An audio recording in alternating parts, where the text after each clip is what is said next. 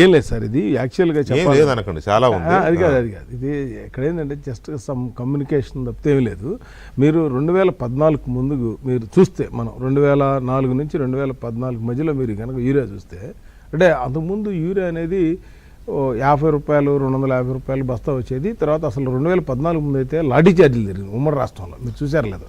కాదు pink diamond అన్నట్టు 2014 ముందు ఇప్పుడు ఏం జరుగుతుందో అని చెప్తానండి. I'm asking what is the situation right now in Andhra Pradesh itself. నేను 2014 నుంచి చెబుతాను, ఈ రోజు వద్దు నాకు ఈ రోజు. ఇప్పుడు ఇవాళ మీ కూటమి ప్రభుత్వం అధికారంలోకి వచ్చిన రెండో ఖరీఫ్ ఇది. అవును, నాకు గుర్తు, నాకు if I'm not it is correct, ఇది సెకండ్ ఖరీఫ్ మీరు ఈ స్పెల్లో అధికారంలోకి వచ్చారు. ఇప్పుడు ఆయనేమో ఎక్స్ట్రా ఉంది మా దగ్గర ఆల్రెడీ ఇంకా అని అఫీషియల్ చైర్మన్ చెప్తున్నాడు అక్కడ. మీరేంటి పరిస్థితి? రైతులు ఎందుకు రోడ్డు మీద, అది కూడా ఆయన చెప్తున్నారు, రైతు రోడ్డు మీద ఉన్నారని ఒప్పుకుంటున్నారు. మళ్ళీ వాస్తవంగా ఇప్పుడు ఏంటంటే ఒకేసారి మనకేమైందంటే జూన్లో ఈసారి ఎర్లీగా వర్షాలు పడ్డాయి సార్. మామూలుగా అయితే జూలైలో మనకి ఫుల్గా పడుతుంది, జూన్లో స్టార్ట్ అవుతుంది. కానీ అప్పుడు ఈసారి మే 15 నుంచి స్టార్ట్ అయినాయి. స్టార్ట్ అవ్వడం వల్ల ఏంటంటే ఇవాళ మిరప కానీ, పత్తి కానీ, పొగాకు కానీ, వరి కానీ అన్ని నాట్లేసి నారులు రెడీ చేసుకున్నారు. ఈసారి మామూలుగా మనకు డిమాండ్ ఎప్పుడు వద్దంటే ఆగస్ట్ సెప్టెంబర్ తర్వాత వస్తుంది. ఈసారి కొంచెం 1 మంత్ అడ్వాన్స్ రావటం వల్ల ఈ షార్టేజ్. ఇంకొకటి ఏంటంటే మనకి వచ్చిన యూరియాని ఒక మాట వచ్చిన యూరియాని చెప్పండి, నేను గనక తప్పు కాకపోతే నాకు తెలిసి ఈసారి మాన్సూన్ లేట్ అయింది. కాదు 1 మంత్ మధ్యలో ఆగింది, బ్రేక్ ఇచ్చింది, ఆగలా.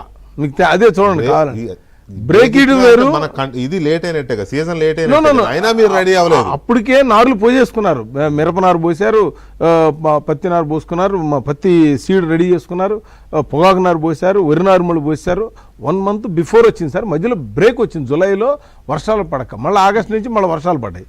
నేను అనేది ఏంటంటే ఇదివరకు ఇప్పుడు ఇందాక మీరు కేంద్రం అంటున్నారు కదా, నేను ఇంతకుముందు యూరియా ఏమైందంటే దొంగ మార్కెట్కి వెళ్ళడానికి ఛాన్స్ ఉండేది. ఇప్పుడు లేకుండా ఏం చేశారంటే నానో యూరియా వేప కోటింగ్ పెట్టేశారు దరిదాపుగా, దాన్ని వేరే దానికి ప్రొడక్ట్ చేయడానికి లేదు. ఇప్పుడు ఇంతకుముందు ఏం చేసేవాళ్ళు, దీన్ని DAPకి 28-28కి దీంట్లో మిక్స్ చేసి దీన్ని వాడేవాళ్ళు. అది కాకుండా ఇప్పుడు కొత్తగా ఏం పెట్టారు, డ్రిప్ స్ప్రింక్లర్లకు కూడా నానో యూరియా పెట్టారు లిక్విడ్ ఫామ్లో. ఇప్పుడు ఏమవుతుందంటే ఈ లిక్విడ్ ఫామ్లోదేమో మన దగ్గర ఓవర్ స్టాక్ ఉంది. అంటే అది వర్షాలు అప్పుడు వాడరు. ఇప్పుడు జనరల్గా ఎప్పుడు వాడతారంటే వర్షాలు తగ్గిన తర్వాత నవంబర్ డిసెంబర్ నుంచి మొదలు పెడతారు. మెట్టకే అదే మెట్టకే నేను చెప్పేది అదే. ఇప్పుడు మిరప ఉందనుకోండి, ఇప్పుడు అంతా మిరప అంతా డ్రిప్కి వచ్చేసారు. ఇప్పుడు ఏముందని వర్షాకాలం దాన్ని వాడలేరు, సచ్చి యూరియా తీసుకుని వేస్తారు. ఇప్పుడు నాన్న వేసే వాళ్ళు కూడా ఇదే వేస్తున్నారు. ఇప్పుడు ఒకసారి అందుకనే నేనేమంటానంటే ఎట్టి పరిస్థితుల్లో రైతుని మించిన సైంటిస్టు లేడు, అన్నదాతను మించిన అధికారి లేడు. వాళ్ళకి తాతకు దగ్గులు నేర్పినట్టు వాళ్ళకి పాఠాలు చెప్పొద్దు మనం ఇక్కడ కూర్చుని. ఒక్కడ మాత్రం వాస్తవం సార్, రైతుకి వాన వచ్చినా ఎండ వచ్చినా పని చేయాల్సిందే, సెలవు అనేది లేదు.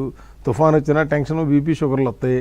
ఎండ వచ్చినా వస్తుంది, గాలి వచ్చినా వస్తుంది, పాములు పుట్రలు ఉన్నా పని చేయాల్సింది. మీరు అన్నట్టుగా మీరు వరంగల్ నుంచి వచ్చారు కాబట్టి మీకు ఎక్స్పీరియన్స్ మాకంటే ఇంకా ఎక్కువ ఇబ్బందులు. అదే నేను అంటుంది. ఇవాళ అయితే ఎట్టి పరిస్థితుల్లోని ఇప్పుడు 160,000 టన్నులు ఈ మంత్ వచ్చింది. ఇప్పుడు ఈ నెలలోది ఇప్పుడు వస్తుంది. నాకు తెలిసి ఈ నెలతో ప్రాబ్లము ఆంధ్రప్రదేశ్లో అయితే షార్టేజ్ ఉండకపోవచ్చు. ఏమైందంటే సార్, వరుసనే మనకి రష్యా నుంచి యుక్రెయిన్ నుంచి కూడా వచ్చే యూరియా ఉంటుంది. ఈ మధ్య ఈ వారు డిఫరెంట్ రీజన్స్ వల్ల, ప్లస్ ఇంకోటి ఏంటంటే వర్షాలు ఒకేసారి రావటం, దానివల్ల ఓవర్లోడ్ ఒకసారి తీసుకోవడం వల్ల, లేకపోతే ఉన్నది ఇప్పుడు యూరియా తీసుకొచ్చి ముందుగా స్టాక్ పెట్టలేరు సార్. ఎందుకంటే స్టాక్ పెడితే ఏమవుతుందంటే ఎవ్రీ మంత్ షెడ్యూల్ ఇస్తారు, ఎవాపరేట్ అయిపోతుంది నైట్రోజన్ కాబట్టి. సో అంతకు మించి ఏం లేదు. కాకపోతే శ్రీనివాసరావు